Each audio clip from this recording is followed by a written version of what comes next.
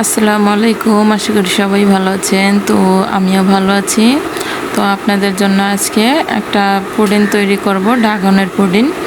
এই পুডিংটা খেতে কিন্তু খুবই মজাদার, আর এই গরম কিন্তু বাচ্চাদেরকে এই পুডিংটা আপনারা বানিয়ে দিতে পারেন।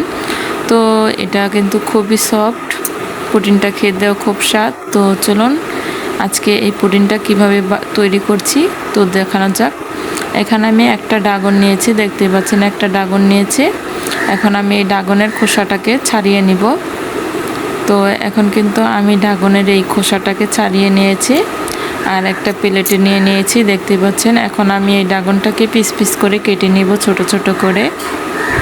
তো দেখুন আমি কিন্তু এখানে পিস পিস করে কেটে নিয়েছি আর এখানে ব্লেন্ডার জারে দিয়ে দিলাম।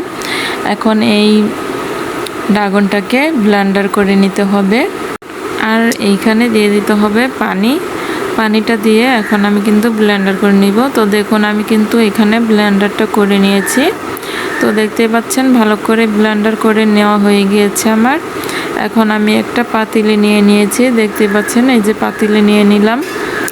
তো এই রকম করে আপনারাও কিন্তু একটা পাতিলে নিয়ে নেবেন। তো এখন আমি এখানে দিয়ে দিলাম পরিমাণ মতো চিনি।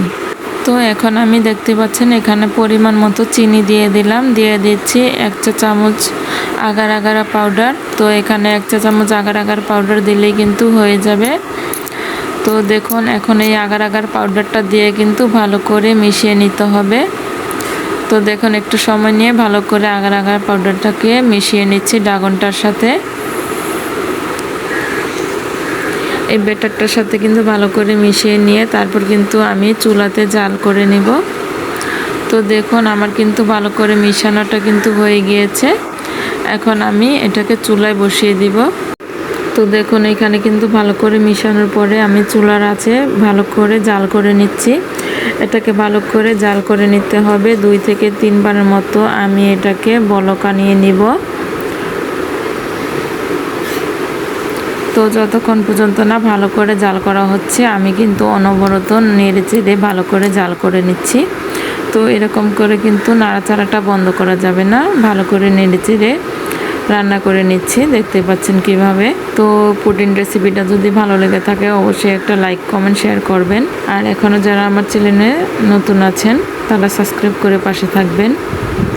তো দেখুন তো এখানে একটা বাটি নিয়েছে, বাটিতে দিয়ে দিলাম ড্রাগনটা, রেখে দেব আমি 20 মিনিটের জন্য। আর 20 মিনিটে জমে যাবে। আর এখানে কিন্তু দুধ নিয়েছি, দুধটাকে ভালো করে জাল করে নিয়েছিলাম আগেই। এখন এই দুধটার সাথে মিশিয়ে নিব। তো দেখুন এখানে দিয়ে দিলাম পরিমাণ মতো আগার আগারা পাউডার 1 চা চামচের মতো দিয়ে দিয়েছি। আর এখন আমি এখানে দিয়ে দিব, তো দেখুন এখানে কিন্তু আগার আগার পাউডারটা 1 চা চামচ দিয়ে দিয়েছি, দেখতেই পাচ্ছেন। এখন আমি এখানে দিয়ে দিব স্বাদ মতো অল্প একটু লবণ দিয়ে দিয়েছি প্রথমে। আর দিয়ে দিলাম এখানে চিনিটা দিয়ে দিলাম পরিমাণ মতো। আপনারা পুডিনে চাইলে এখানে একটু লবণ দিতেও পারেন, আপনাদের ইচ্ছে। আমি অল্প একটু লবণ দিয়েছি। আর এখন দেখুন একটা চামচের সাহায্যে কিন্তু ভালো করে মিশিয়ে নিচ্ছি নেড়ে চেড়ে।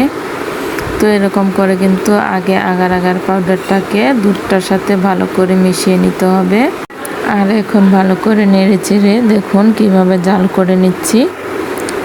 দুধটাকে কিন্তু ভালো করে জাল করে নিব। তো দেখুন চামচের সাহায্যে ভালো করে নেড়ে চেড়ে নিচ্ছি। একটু সময় নিয়ে ভালো করে দুধটাকে জাল করে নিতে হবে। তো দেখুন আমি কিভাবে নেড়ে চেড়ে ভালো করে জাল করে নিচ্ছি।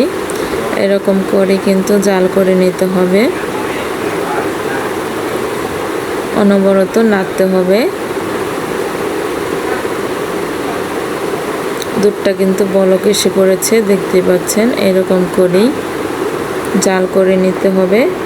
তো দেখুন অনবরত নেড়ে চেড়ে কিন্তু ভালো করে দুধটাকে জাল করে নিচ্ছি। তো দেখতে পাচ্ছেন আমার দুধটা কিন্তু জাল করা হয়ে গিয়েছে।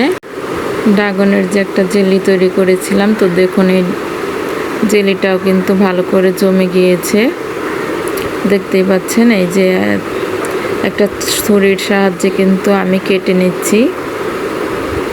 তো এরকম করে কেটে নিতে হবে আর পিস পিস করে নিব এখন কেটে। তো দেখতে পাচ্ছেন আমি কিভাবে কেটে নিচ্ছি। তো তো এই যে দেখুন আমার কাটাটা হয়ে গিয়েছে, একটা প্লেটে নিয়ে নিয়েছে। দেখুন কতটা সফট দেখতে পাচ্ছেন। এই জেলিটা কিন্তু খুবই তুলতুলে দেখতে পাচ্ছেন। আর আপনারা কিন্তু দুধটা যখন জাল দেবেন তখনই কিন্তু এই জেলিটাকে কেটে নেবেন। তো আমি কিন্তু কেটে নিয়েছি। তো দেখুন এই যে কেটে নেওয়ার পরে কিন্তু বাটিতে দিয়ে দিয়েছি জেলিগুলো। আর এখানে দুধটা দিয়ে দিলাম, গরম দুধটা। এখন কিন্তু আমি রেখে দিব ফ্রিজে। তো দেখুন ড্রাগনের জেলিগুলো কি সুন্দর বেশি আছে। এখন এটা কিন্তু রেস্টে রেখে দিতে হবে। আমি রেখে দেব 20 মিনিটের জন্য ফ্রিজে। তো 20 মিনিট পর দেখুন চলে আসলাম। তো এটা কিন্তু জমাট বেঁধে গিয়েছে, দেখতেই পাচ্ছেন কি সুন্দর।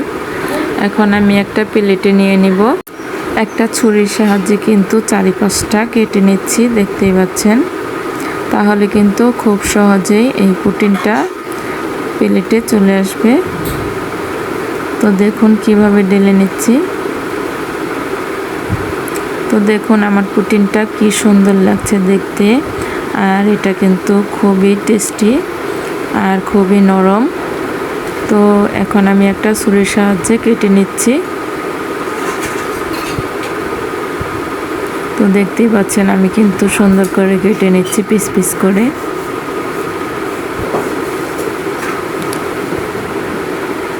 তো দেখুন এই যে কি সুন্দর হয়েছে এই ড্রাগনের পুডিংটা। এরকম করে বাচ্চাদেরকে আপনারা কিন্তু পুডিং তৈরি করে দিতে পারেন, খুব মজা করে খেয়ে নেবে।